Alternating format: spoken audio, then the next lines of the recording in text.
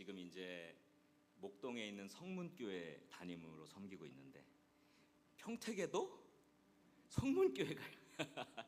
근데 사실은 이 평택 성문교회는 오래전에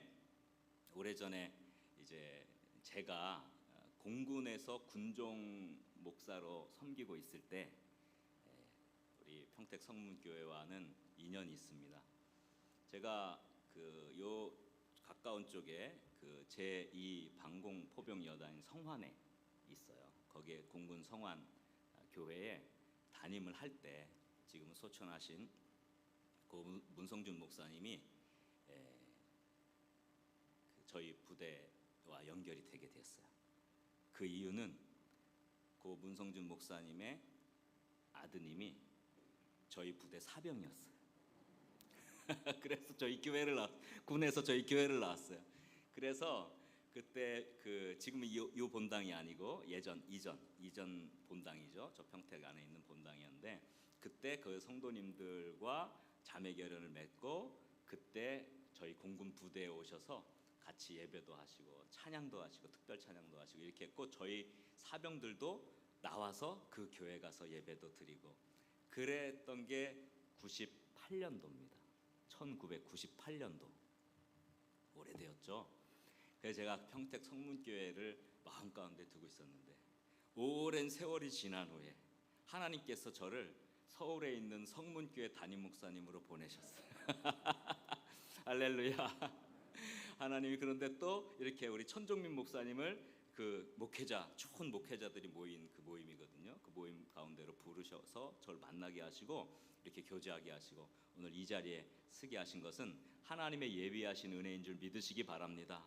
오늘 놀라운 예비하신 은혜가 축복으로 넘치기를 간절히 소원합니다.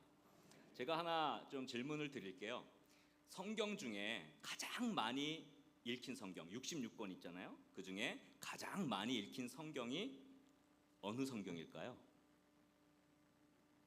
네? 답이 나온 것 같아요. 창세기입니다. 왜 창세기인지 여러분 다 아시죠? 매년마다 성경 일독해야지 그러면 어디서부터 읽어요? 창세기부터 읽어요. 창세기 읽다가 거기까지는 잘 가요. 출애굽기까지 가다가 출애굽기 후반부에 이 성막 짓는 거 나오면서 잘 안 읽어지다가 레위기 들어가면 포기해요. 그 이듬해 또 어떻게 해요? 올해는 성경 일독해야지. 그래서 어디부터 읽어요? 창세기부터 읽어요. 그래서 평생 창세기만 몇십 독 하시는 분이 계시죠. 사실은 성경을 쭉 이렇게 일독하는데 제일 어려운 문제에 봉착하는 시점이 레위기를 읽는 시점이에요. 레위기가 참 어렵죠. 제사법, 정결규례 이런 게 굉장히 어렵거든요. 그래서 사실 이 레위기가 현대 교회에서 많이 읽혀지지 않고 설교도 잘 되어지지 않아요. 근데 여러분, 유대인들은 아이가 히브리어를 배워서 글을 읽기 시작할 때부터 제일 먼저 읽히는 성경이 레위기라고 합니다.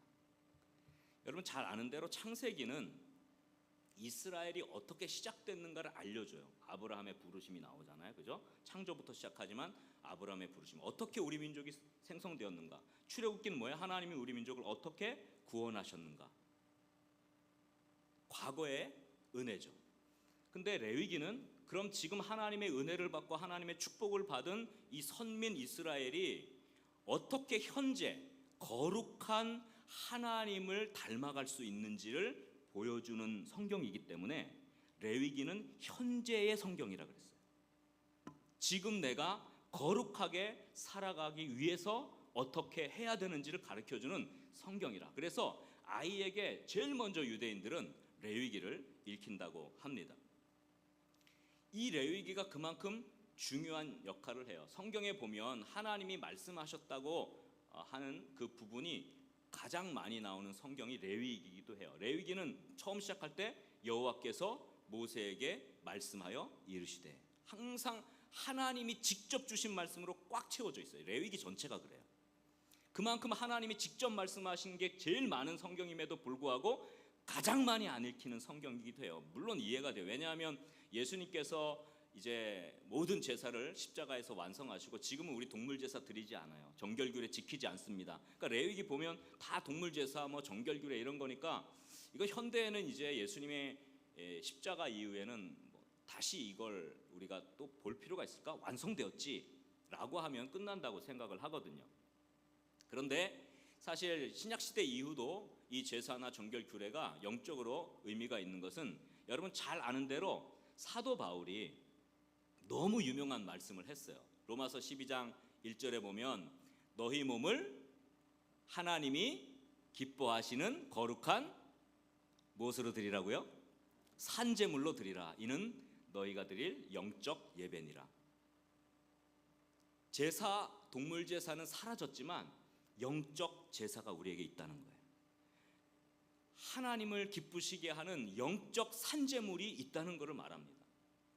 그래서 오늘날의 이 레위기는 실제로 우리가 동물 제사를 지내고 뭐 정결 규례를 지키고 하진 않지만 이 내용 안에 하나님이 원하시는 기뻐하시는 거룩함의 의미가 담겨 있어요. 영적인 의미로. 그래서 오늘날 레위기를 살펴보는 것은 우리에게 영적으로 굉장히 중요합니다. 하나님은 말씀하시죠. 내가 거룩하니 너희도 거룩하라. 이것이 레위기의 핵심이거든요.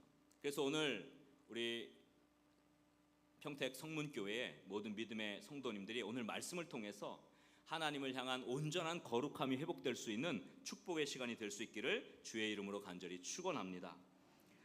그러면 오늘 제가 다루려고 하는 것은 그 수많은 레위기의 하나님의 거룩함에 대한 말씀 중에 번제에 대한 부분이에요. 번제는 제일 처음에 다뤄지는 그런 제사이잖아요. 번제가 어떠한 의미를 지니고 있는지 한번 살펴보려고 해요. 오늘 우리가 읽은 본문 1장에 번제에 대한 내용이 쭉 나오는데요. 거기에 핵심적인 뭐 소로 양으로 뭐 드리는 다양한 동물이지만 핵심적인 것은 1장 9절에 그 내용이 나와 있어요. 1장 9절 말씀의 핵심적인 내용이 이겁니다. 한번 저를 따라합시다. 그 전부를 제단 위에서 불살라 번제를 드릴지니. 네, 이 번제의 핵심은 그 전부를 제단 위에서 어떻게 해요?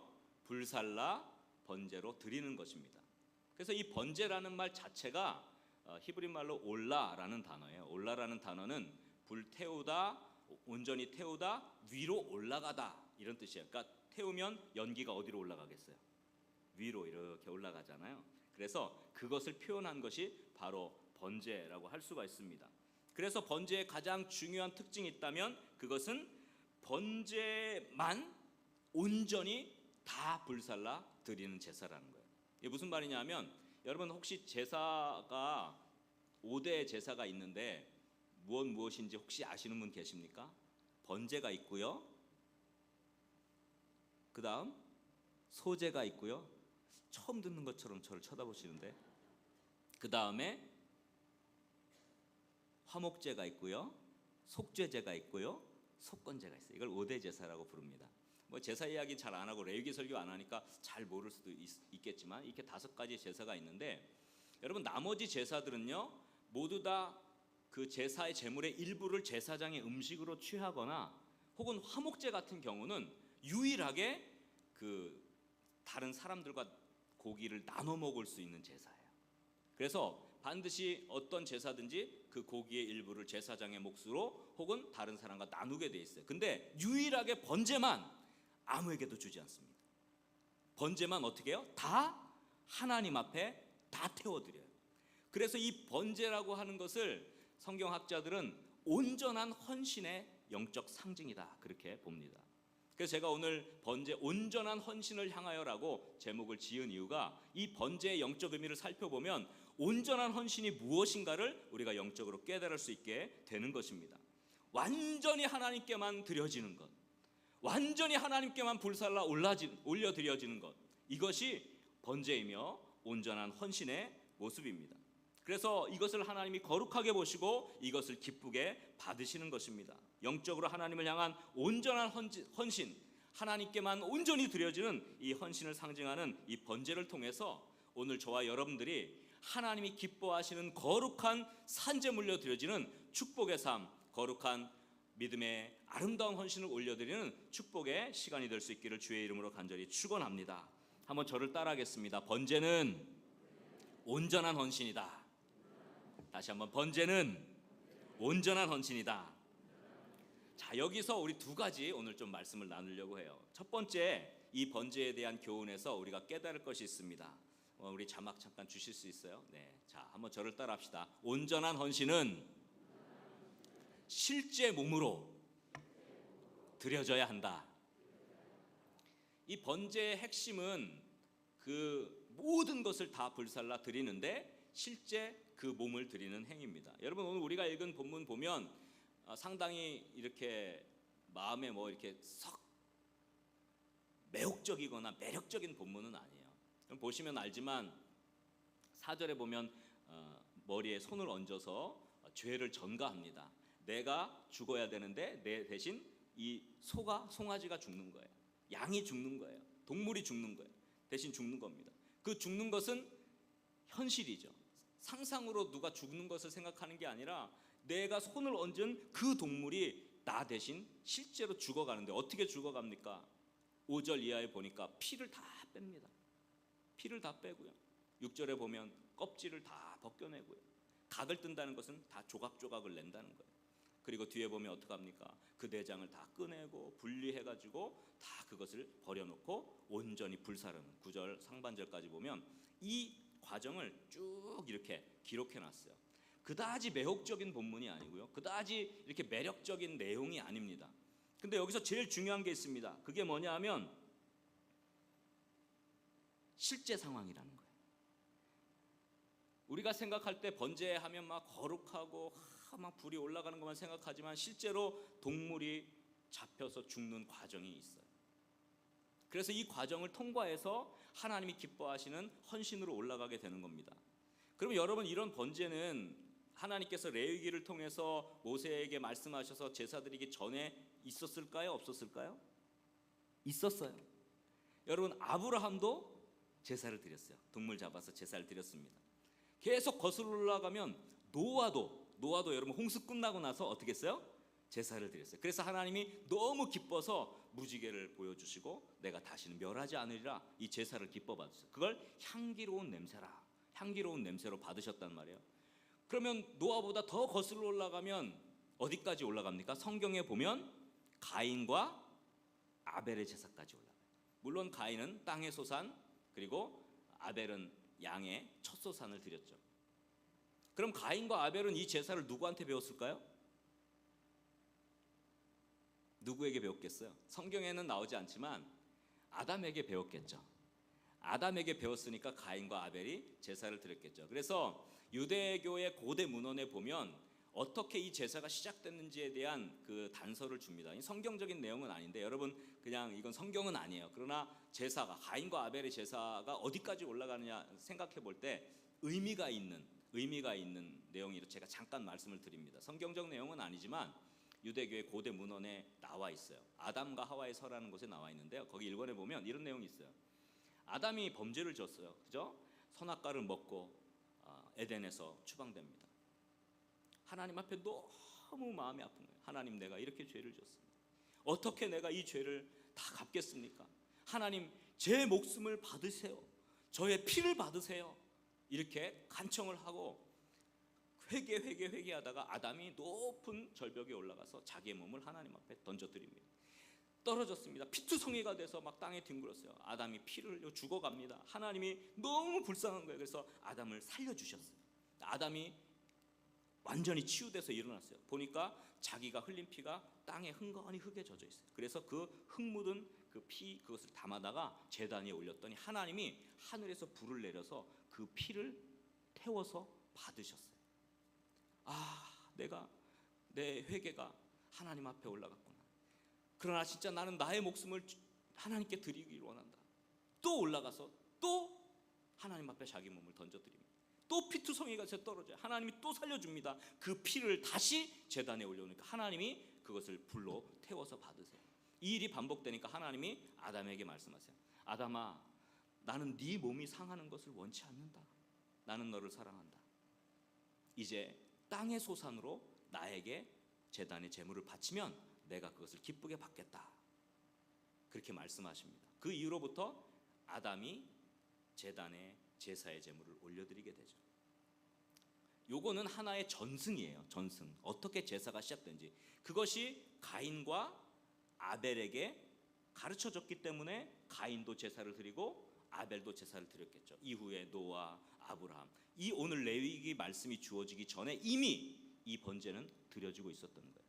그러면 여러분 생각해 보십시오.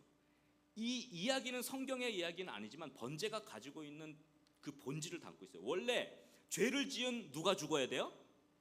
내가 죽어야 돼요. 내가 피를 흘려야 돼요. 그 내 피를 하나님이 받으시는 거죠. 근데 지금은 동물에게 손을 얹어서 내 대신 죽게 하는 겁니다. 이건 상징이죠. 그 죽음은 현실입니다. 그래서 하나님께 드려지는 이 현실은 원래는 내 몸, 실제 내 몸을 드려야 되는 거예요. 헌신은 생각으로 드려지는 게 아니라, 헌신은 말로 드려지는 게 아니라, 헌신은 몸으로 드려져야 헌신이 되고 하나님이 그것을 하늘의 불로 받으시는 줄 믿으시기 바랍니다. 이것이 헌신의 중요한 특징이에요. 그래서 이 번제의 의미를 사도 바울이 신약에서 자기의 순교적 헌신, 희생을 담는 것으로 이야기합니다. 빌립보서 2장 17절 말씀에 보면 이렇게 말씀했어요. 한번 이 말씀 우리 자막에 있죠? 다 같이 한번 읽어보겠습니다. 만일 너희 믿음의 제물과 섬김 위에 내가 나를 전제로 드릴지라도 나는 기뻐하고 너희 무리와 함께 기뻐하리니. 여기에 보면 빌립보 교인들에게 편지를 쓸 때 빌립보 교인들의 그 수고하고 헌신한 것들을 믿음의 제물과 섬김이라고 표현했어요. 그 다음에 그 위에 그걸 제물로 받고요. 그 위에 내가 나를 사도 바울이 전제로 드릴지라. 전제는 마지막 붓는 포도주를 상징합니다. 마지막 제물 위에 붓는 포도주. 이 전제로 나를 드린다.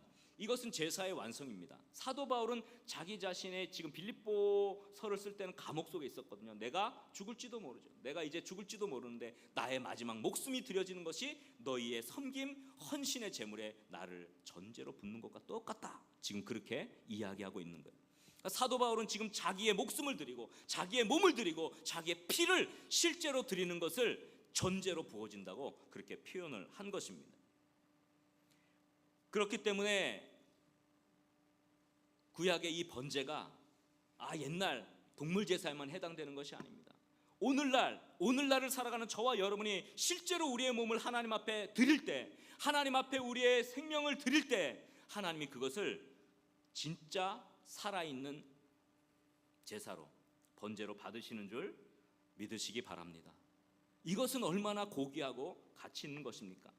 그래서 사도 바울이 이 빌립보서를 쓰면서 자기와 똑같은 번제처럼 드려진 한 인물을 소개하는데 그 사람이 에바브로디도라고 하는 사람이에요.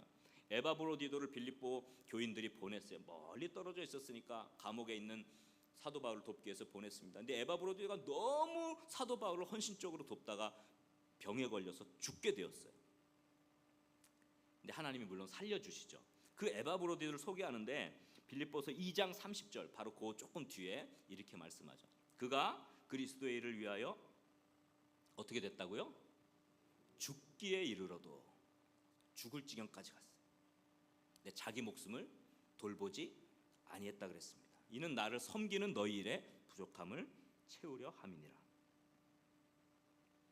하나님의 일을 열심히 했는데 병이 들었어요. 하나님의 일을 정말 헌신적으로 했는데 죽을 지경에 이르렀습니다. 아니 하나님 왜 그렇습니까? 이렇게 내가 하나님을 열심히 섬겼는데 왜 나에게 이런 육신의 질고가 옵니까? 사실은 제대로 섬겼기 때문에 몸이 상한 거예요. 제대로 섬겼기 때문에 몸이 상해요.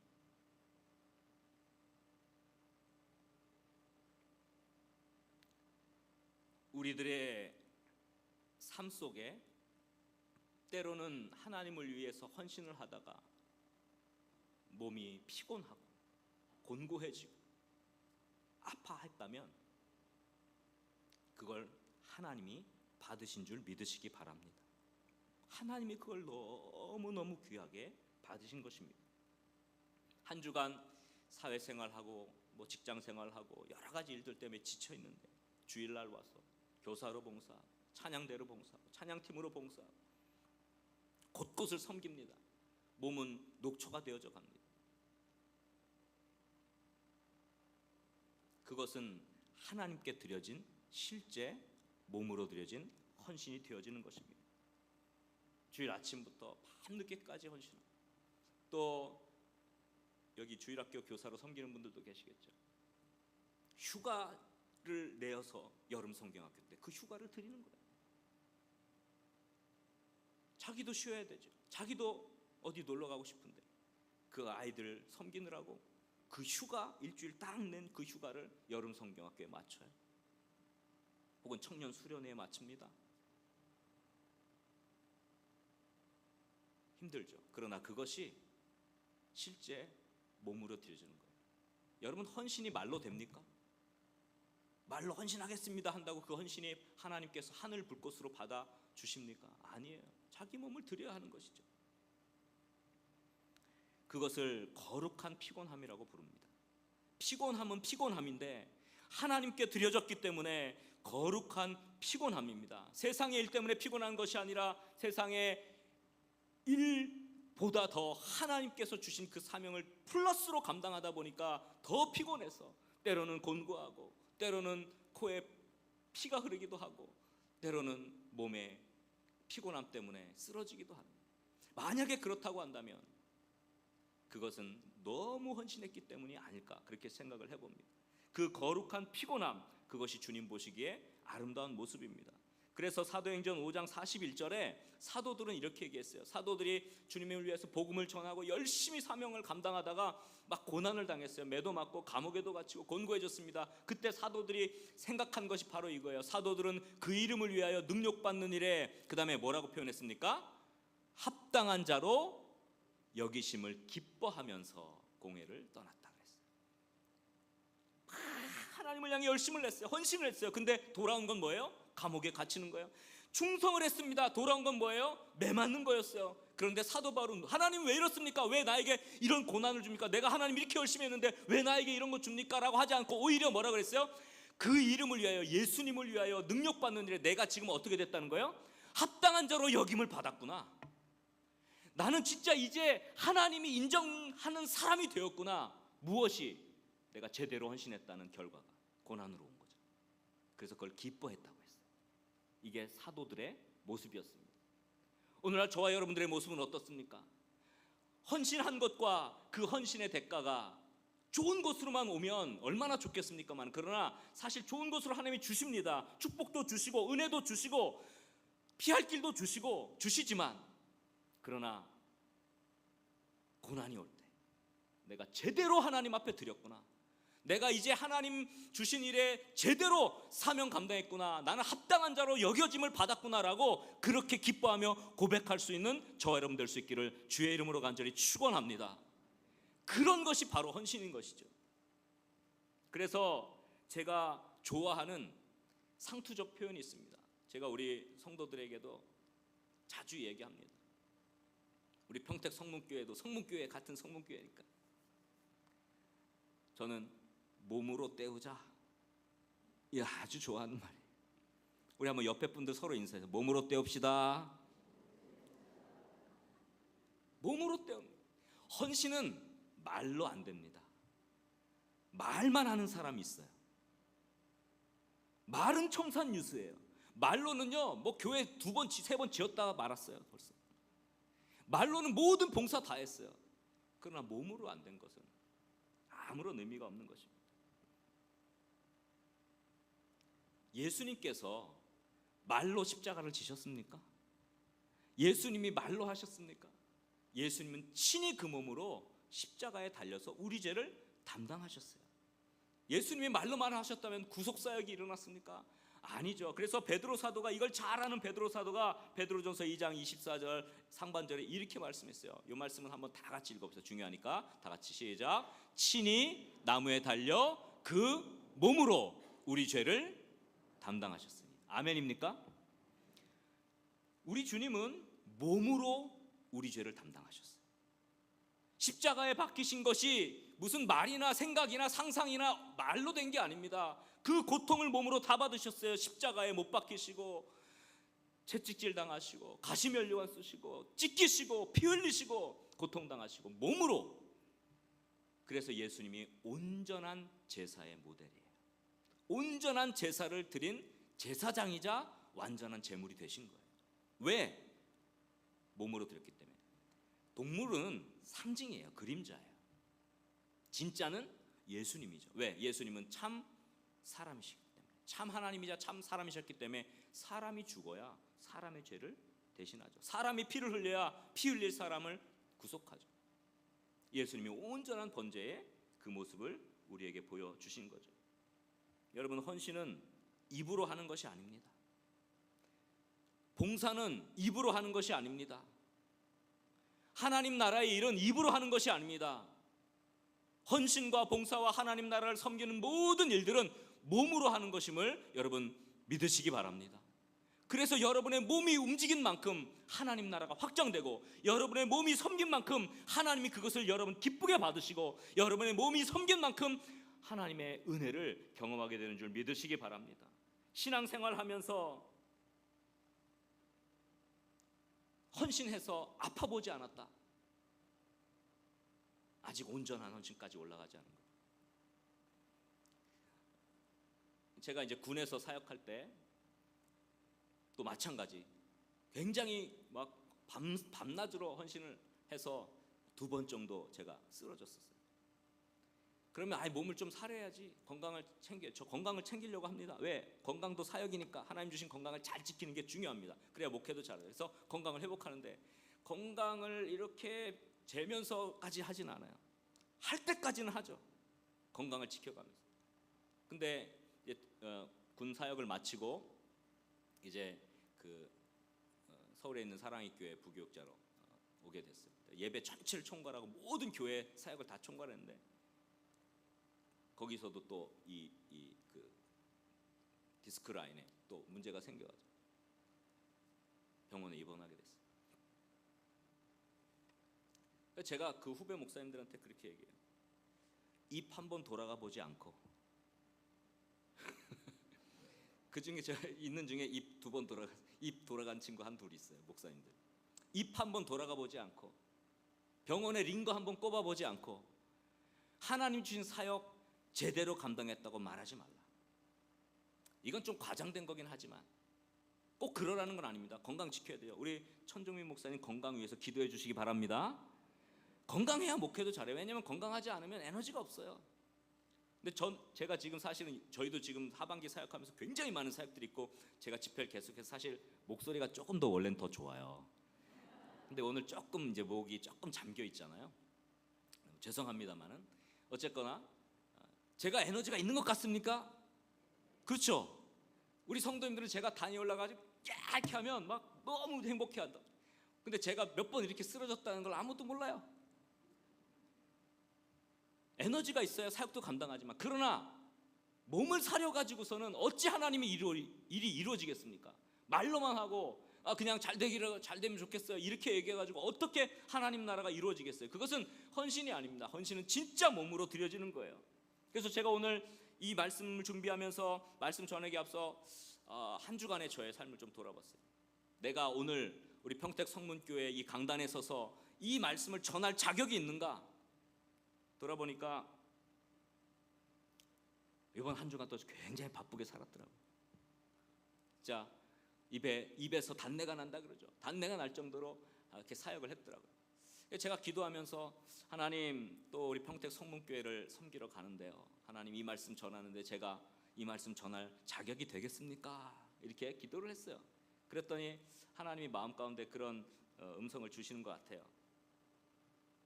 아들아, 참 이번 주간도 너 고생 많았다. 나 때문에 피곤했지. 맡겨진 일 감당하느라 힘들고 고단했지. 수고했다. 그러신 거예요. 수고했다. 힘들고 피곤했지. 근데 난 너의 모습이 참 보기가 좋다. 이렇게 말씀하신 것 같았어요. 오늘 이 시간에 이 늦은 밤 말씀 듣기 위해서, 헌신하기 위해서 교회를 아름답게 섬기기 위해서 은혜 받기를 소원해 이 자리에 나온 우리 평택 성문교회 한 분 한 분 우리 성도님들의 영혼 가운데 오늘 주님이 이 시간 임재하셔서 내 아들아, 내 딸아, 많이 피곤했지? 수고했다. 내가 다 안다. 난 너무 너를 사랑한다. 이런 음성을 들을 수 있기를 주의 이름으로 간절히 축원합니다. 오늘 이 시간 주님이 임재하셔서 여러분을 축복하실 것입니다. 하나님의 말씀에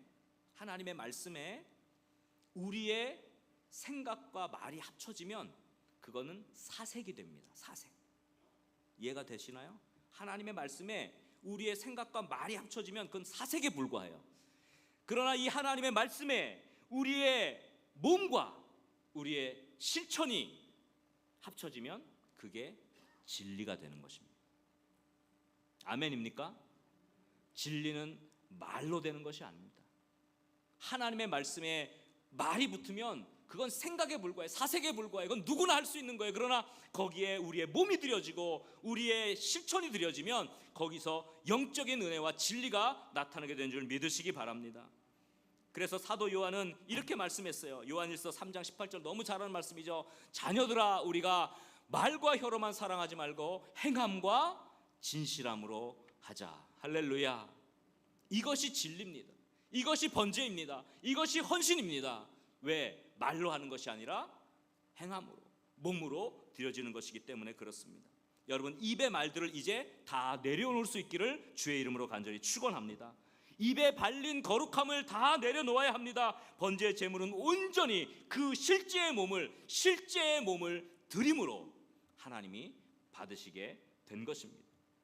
우리의 몸으로 하나님 앞에 헌신하며 우리의 몸으로 하나님의 기쁨이 되고 우리의 몸으로 하나님 나라를 섬겨가는, 또 평택 성문교회 아름다운 교회를 섬겨가는 그런 축복의 사람들 될 수 있기를 주의 이름으로 간절히 축원합니다.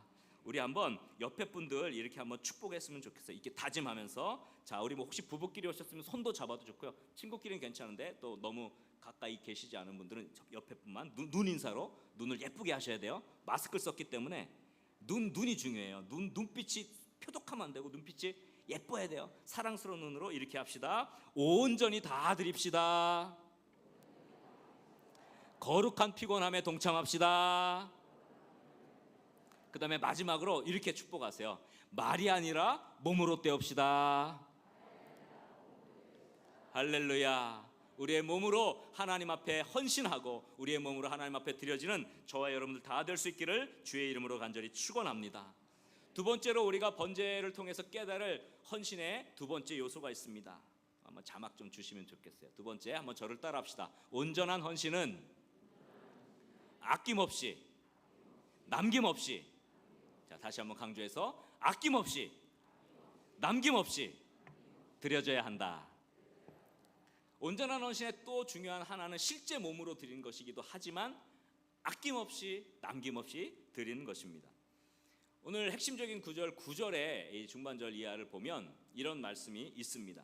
그 말씀에 보니까 그 전부를 제단 위에서 불살라 번제를 드릴지니 이는 화제라 여호와께 향기로운 냄새니라 그랬어요. 거기에 보면 제단 위에서 불사르긴 불사르는데 그 뭐라 그랬어요? 전부를 이라는 단어가 나와요. 굉장히 중요한 단어입니다. 번제에만 나오는 단어예요. 전부를 제단 위에 불사르게 돼 있어요. 이 전부라는 단어는 이 히브리 말로 원어로 하콜이라고 부릅니다. 하콜이라는 단어, 전부라는 단어는 아낌없이 드린다, 남김없이 드린다, 그런 뜻을 갖고 있어요. 그래서 제가 아낌없이, 남김없이라는 단어를 쓴 것입니다. 번제만이 독특하게 모든 것을 다 남김없이 드려요. 아까 말한 대로 화목제는 그 고기를 이웃과 나눠 먹습니다.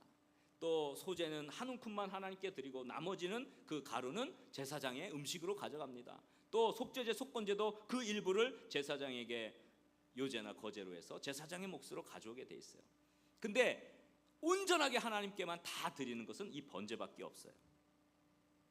그 전부, 하콜이라는 단어, 아무것도 남기지 않는다, 그런 의미를 갖고 있습니다. 그래서 헌신에 있어서 제일 중요한 단어는 아낌없이, 남김없이, 이 단어를 꼭 기억하십시오. 여러분, 아끼다가 망한 사람들 많아요. 구약에 보면 사울이 대표적인 예인데요. 사울이 아말렉을 진멸하라 그랬어요. 그냥 다 진멸해서 그것은 하나님께 바쳐진 제사와도 같은 거였거든요. 근데 사울이 명령을 순종하지 않고 어떻게 합니까? 남겨와요. 살진 짐승들을 남겨가지고 와요. 아까웠죠. 아낌없이 남김없이가 안 됐어요. 그래서 사울은 하나님의 버림을 받습니다. 여러분 또 잘 아는 대로 신약의 대표적인 예는 아나니아와 삽비라를 들 수 있어요. 사도행전 5장에 나오죠. 아나니아와 삽비라가 그 밭을 판 돈을 하나님 앞에 이제 다 드리기로 겉으로는 약속해 놓고 아까워진 거예요. 아까워서 어떻게 했어요? 그 일부를 빼놓고 나머지를 드렸어요. 그러니까 온전한 헌신이 안 된 거예요. 그래서 아나니아와 삽비라가 하나님 앞에 엎드려져 죽게 되죠. 하나님이 받으시는 온전한 헌신의 상징적인 의미죠. 아낌없이 남김없이. 헌신에 있어서 남김없이 아낌없이 드릴 때 그것이 빛을 발하게 되는 것입니다. 그래서 사도 바울은 로마서 8장 32절에 이런 말씀을 주셨어요. 이 말씀은 한번 다 같이 한번 읽어보면 좋겠어요. 한번 다 같이 읽겠습니다. 자기 아들을 어떻게 하시고 아끼지 아니하시고 우리 모든 사람을 위하여 내주시니가 어찌 그 아들과 함께 모든 것을 우리에게 주시지 아니하겠느냐. 자기 아들을 어떻게 했어요? 아끼지 않으셨어요. 누가? 하나님이 본래 아끼지 않는 분이에요. 아멘입니까? 아끼지 않고 우리에게 아들도 주시고 아들만 주셨으니까 다 주시는 거예요. 모든 것을 더 주시는 거예요. 하나님이 아끼지 않고 주시는 그 특성이 있다는 거예요. 근데 여러분, 이 아끼지 않는다는 이 단어랑 똑같은 단어, 여기서 물론 헬라어로 쓰였지만 구약의 히브리어 쓰여진 단어 가운데 그 똑같이 쓰여진 단어가 나오는 장면이 있습니다. 그게 바로 아브라함이 이삭을 바치는 장면이에요. 창세기 22장 말씀 한번 봅시다. 모리아산에 이제 바치게 되는데요. 창세기 22장에 어떤 말씀이 있습니까? 자, 여기 보세요. 사자가 이르시되 그 아이에게 내 손을 대지 말라. 그에게 아무 일도 하지 말라. 내가 내 아들 내 독자라도 내게 아끼지 아니하였으니. 똑같은 말이에요. 아끼지 아니하였으니 내가 이제야 내가 하나님을 경외하는 줄을 아노라. 아끼지 아니한 아브라함이 믿음의 조상이 되는 겁니다. 아끼지 아니한 하나님의 그 은혜를 알고 아끼지 아니한 독자도 아끼지 아니한 아브라함이 하나님의 언약을 받게 되고 그 이삭을 통해 민족의 조상이 되는 것입니다. 아브라함은 자기의 독자 이삭 눈에 넣어도 아프지 않을 그 이삭을 아끼지 않고 하나님께 드렸어요. 이 아끼지 않는 게 헌신이에요. 아브라함의 온전한 헌신은 자기 아들을 아끼지 않은 데 있었습니다. 독자 이삭을 아끼지 않은 모습은 하나님이 독생자 예수를 우리를 위해 아끼지 않고 보내준 것과 똑같은 마음이에요. 남김없이 드리는 거예요. 아낌없이 준 것입니다. 그것이 하나님의 성품이고 아브라함의 복의 근원이 된 놀라운 축복의 원인이 됐습니다. 제가 공군에서 목회를 했다고 말씀드렸잖아요. 첫 초임 때 그 전방에 있는 레이더 부대를 맡게 되었습니다. 근데 그 부대와 더 전방에 최전방에 한 4개 부대 정도를 제가 다니면서 맡게 됐어요. 그래서 거기에 이제 사병들을 위해서 장을 보고 가서 맛있는 걸 또 마련해서 주고 예배하고 위문하면서 제가 그 이렇게 그 백에다가 이 더블백이라고 그러죠. 이렇게 배낭 같은 데다가 버너를 넣고 그 다음에 그 그릇을 넣고 그 다음에 신라면을 넣고 중요한 건 신라면이어야 돼요. 신라면을 끓여줘야죠. 신라면을 가서 끓여줍니다. 그때는 막 그 영하 막 20도 30도 막 이런 때 밤에 막 갈 수가 없어요. 얼마나 추운지. 그렇게 위문을 하고 아이들 기도해 줍니다. 어떤 초소에 갔더니 어떤 아이가 벌써부터 저기서부터 나와 있어요. 제가 그날은 사실은 그 막 감기 몸살로 막 열이 지끈지끈 나고 굉장히 몸이 고냈어요. 그랬는데 오늘은 쉬어야겠다 이렇게 생각했어요. 매일 밤 11시에 올라갔거든요. 올라가서 초소를 돌면서 라면 끓여주고 기도해주고 예수님 안 믿는 사람 예수님 전하고요. 그날 감기 몸살이 너무 와서 오늘 쉬어야지 막 그렇게 끙끙 앓고 있는데 마음속에 하나님이 너를 기다리는 사람이 있는데 너 여기서 이러고 있을 거야? 그런 거예요. 주님 도대체 왜 그러십니까? 주섬주섬 있고 막 열 펄펄 나는데 이제 그 집차 그냥 일반 차는 못 올라가요. 집차 사륜구동으로 해서 1시간 반 올라갑니다. 그 산골 올라가가지고 막 끙끙하면서 이제 갔어요. 근데 벌써 나와 있는 거예요. 딱 경례하면서 어서 오십시오. 딱 가서 보니까 처음 보는 얼굴이요. 처음 보는 얼굴인데 네. 뭐 이번 주간에 새로 왔습니다. 오늘 처음 여기 초소에 서게 됐습니다. 목사님 오시기를 기다렸습니다. 너 내가 목사인 줄 어떻게 알았어? 선배님들이 다 얘기해놨습니다. 제가 그때 깨달은 게 있어요. 내가 오늘 안 왔으면 얘가 얼마나 실망했을까. 그래서 들어가서 신라면을 끓여주면서 얘기를 하는데 여자친구가 도망간 얘기부터 시작해가지고 얘기를 하는 거예요. 그래 기도해주고 그러면서 이렇게 물었어요. 그 아이가 그 사병이 저한테 목사님 저부터 오는데 산타클로스 같은 거예요 이렇게 얘기하는 거예요. 그래서 야 산타클로스 그래 나 너 모르지. 나 너 처음 봤거든. 나 지금 몸살로 굉장히 힘든데 내가 왜 이 늦은 시간에 너한테 이 신라면을 끓여주고 있을까? 모르겠습니다. 예수님 사랑 때문이야. 그러면서 예수님이 나를 위해 몸을 들이신 거 이걸 쭉 설명했어요.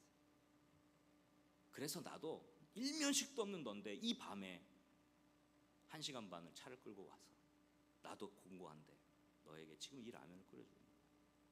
그래서 예수님에 대해서 이야기했어요. 예수님의 사랑. 그 친구가 그 자리에서 눈물을 흘리고 예수님을 영접했어요. 그 다음 주부터 교회 나오기 시작하는데 이 친구가 나중에 이제 병장이 되는데 모든 내무반에 있는 아이들 다 데리고 오는 1등 공신이 됩니다. 제가 생각으로만 했다면 이 일이 일어났겠습니까?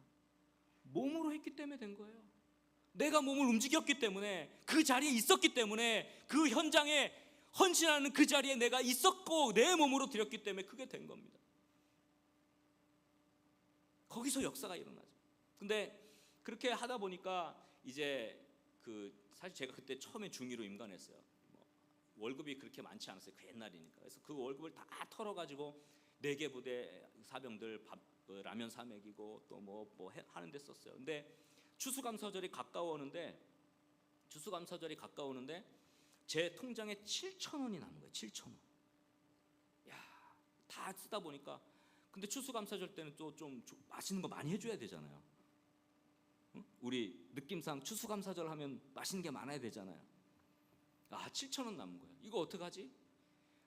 그러니까 사실 저 밥 먹을 돈도 없는 거예요. 그러니까 제가 그 한 주간 추수감사절 남겨놓은 한 주간 7,000원밖에 안 남은 그 통장을 부여잡고 어쩔 수 없이 금식을 했어요.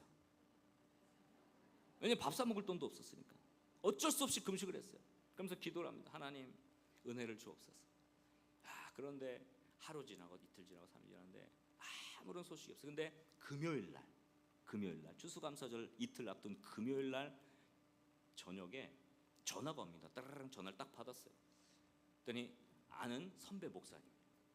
어떻게 보임 잘해가지고 군종 목사 사역 잘하고 있어. 네, 알겠습니다. 그런데 우리 교회에서 군부대를 위문을 가려고 계획을 했는데 시간은 안 되고 갈 수는 없고 근데 이 선교비를 모아놓은 게 있어서 선교비를 좀 보낼 테니까 그걸 좀 잘 쓰면 좋겠다 그러는 거예요. 그래요 감사합니다. 계좌번호를 딱 불러드렸어요. 얼마가 들어왔느냐 바로 확인을 했어요. 70만 원이 들어왔더라고요. 하나님의 약속은 7,000원이 70만 원이 됐으면 몇 배예요? 100배예요. 30배, 60배, 100배. 하나님의 약속은 정확해요. 하나님이 100배로 부으신 거예요. 그래서 그 70만 원을 가지고 그냥 풍성하게 추수감사절 막 치킨도 사고 뭐 과자도 사고 해가지고 애들 너무너무 좋아했어요. 너무 좋다. 추수감사절 행사를 다 싸그리 그 돈을 다 썼어요. 그리고 나면 뭐가 돌아오느냐? 성탄절이 돌아와요. 성탄절이 돌아와. 성탄절. 근데 담대함이 생겼어요. 하나님이 채워주시겠지. 성탄절 그래, 기도해, 기도. 하나님 주옵소서. 근데 아무 응답이 아니에요. 아무 응답이 없어요. 근데 하나님이 기도 중에 저한테 주시는 말씀이 있어요. 팔아라. 하나님, 뭔 말이에요? 하나님 주셔야죠. 지난번 같은 기적을 저에게 주세요. 팔아라. 무슨 말인가? 근데 저는 알고 있었어요. 그 하나님이 나에게 말씀하시는 걸 제가 딱 처음 들었을 때 저는 알았어요. 뭘 팔라는지 알았어요. 사실 제가 군에 처음 들어갈 때, 군에는 이제 뭐 새로 초임 보임하니까 그 주보도 좀 만들어야 되고, 뭐 성경 공부 교재도 만들어서 노트북 같은 이런 게 필요한데, 지금은 이제 뭐 그렇지만 그때 저희 때는요, 싱크패드가 아주 제일 베스트였어요. 싱크패드 760. 그때 200만 원. 그러니까 97년도니까 뭐 상당히 옛날이죠. 그때 200만 원짜리. 그 아는 지인이 제 군대 들어간다고 하니까, 목사님 이거 가지고 목회사역 잘 하십시오. 그래서 선물로 준 거예요. 그래서 제가 그걸 보물처럼 아끼면서 닦고, 그걸로 막 설교도 준비하고 주보도 만들고 성경 공부 교재 만들고. 그런데 하나님이 그걸 제 머릿속에 탁 떠오르게 하신 거예요. 하나님, 이건 아니죠. 이거 설교 준비해야 되는 거예요. 이거 주보 만드는데 필요해요. 하나님, 이거 알잖아요. 성경 공부 교재 만드는데 필요해요. 팔아라. 다른 음성 없이 팔아라. 알겠습니다. 그걸 들고 용산에 갔어요. 그래도 그게 좋은 거고 좀 아직 중고가 됐지만 새 거와 같아서 그 당시 용산에서 120만 원에 그걸 팔고 그걸 가지고 성탄절 행사를 참 멋지게 했어요. 사병들이 행사 끝나고 나서 저한테 와서, 목사님 여지껏 보낸 성탄절 중에 최고였습니다.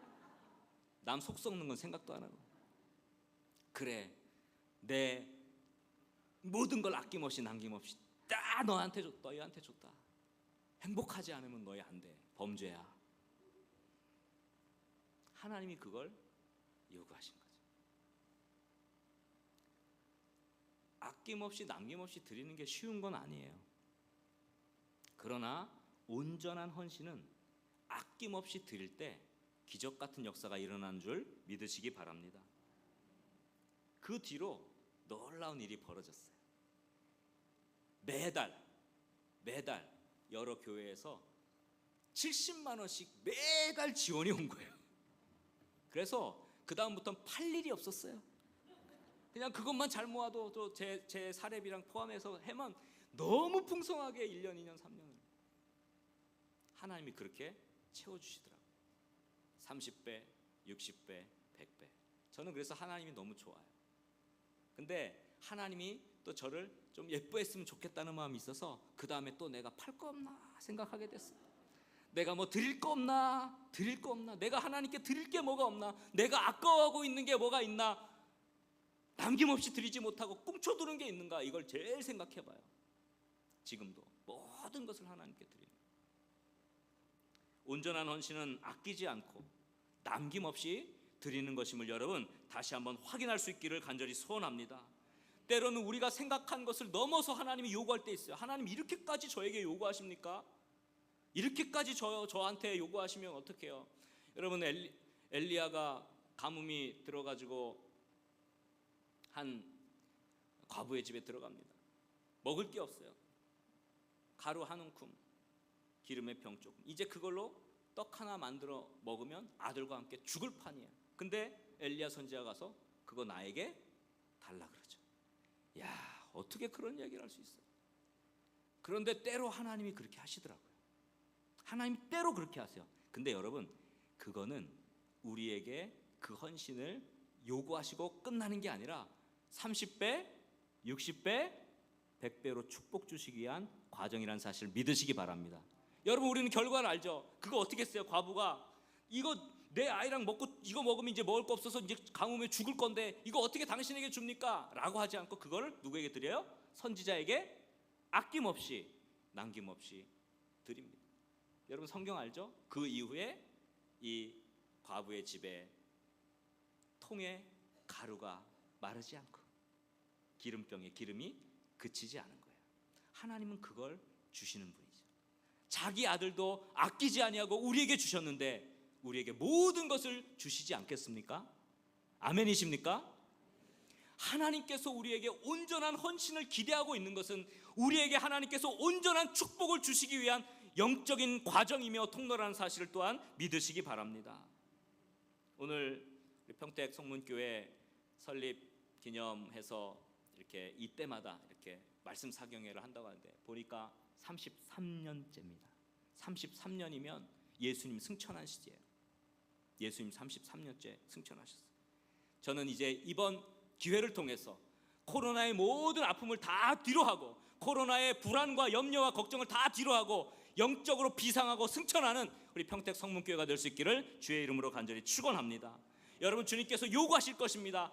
더한 것도 요구하실 것입니다. 그때에 아낌없이 남김없이 드림으로 30배, 60배, 100배로 하나님께서 비상케 하시고 부흥케 하시고 역사하시는 축복을 누리며 살아갈 수 있기를 주의 이름으로 간절히 축원합니다. 우리 한번 옆 사람을 예쁜 눈으로, 마스크 썼으니까 예쁜 눈으로, 자, 아낌없이 남김없이 헌신합시다 이렇게 인사합시다. 아낌없이 남김없이 헌신합시다. 그 다음에 또 이렇게 인사합시다. 온전한 헌신으로 축복의 문을 엽시다. 말씀을 정리하겠습니다. 여러분, 레위기는 거룩에 대한 책입니다. 하나님의 말씀이 담겨 있어요. 영적인 의미가 있습니다. 많은 영적 의미가 있지만 오늘 그 가운데 번제 하나 했어요. 번제는 무슨 뜻이라고요? 온전한 헌신. 온전한 헌신에는 두 가지의 영적 요소가 있다. 실제 몸으로 드린다는 것. 말이 아니라 몸으로. 여러분, 입의 말을 버리시고 입의 말을 정리하시고 하나님의 말씀에 입술을 붙이는 것이 아니라 하나님의 말씀에 우리의 몸을 갖다 드릴 수 있는 그러한 거룩한 삶, 헌신의 삶을 통해서 하나님이 역사하시는 은혜를 누릴 수 있기를 간절히 소원합니다. 두 번째는 뭐라 그랬습니까? 아낌없이 남김없이. 그렇습니다. 그러나 그것은 우리의 것을 다 가져가겠다는 것이 아니라 하나님이 30배, 60배, 100배로 부어주시겠다는 약속입니다. 여러분, 교회를 향한 헌신이 아름답게 채워지고 이 온전한 헌신, 아낌없이 남김없이 드리는 헌신을 통해서 여러분의 삶 또한 하나님이 아낌없이 부어주시는 축복을 누리며 살아갈 수 있기를 주의 이름으로 간절히 축원합니다. 기도하겠습니다. 이 시간 함께 기도할 때 우리 한번 가슴에 한번 손을 얹어 봅시다. 가슴에 한번 손을 얹어 봅시다. 가슴에 손을 얹고 두 가지 기도 제목 가지고 기도할 텐데요. 하나님, 나는 입술로만 섬기고 있진 않았습니까? 말로만 섬기고 있지 않았습니까? 이제 우리의 몸을 드리게 하여 주옵소서. 우리의 실제 몸으로 드려서 하나님의 사명을 감당케 하여 주옵소서. 두 번째 기도 제목은 하나님, 아직도 내가 온전히 드리지 못하는 것이 무엇입니까? 아까워하는 것이 무엇입니까? 어떠한 시간입니까? 물질입니까?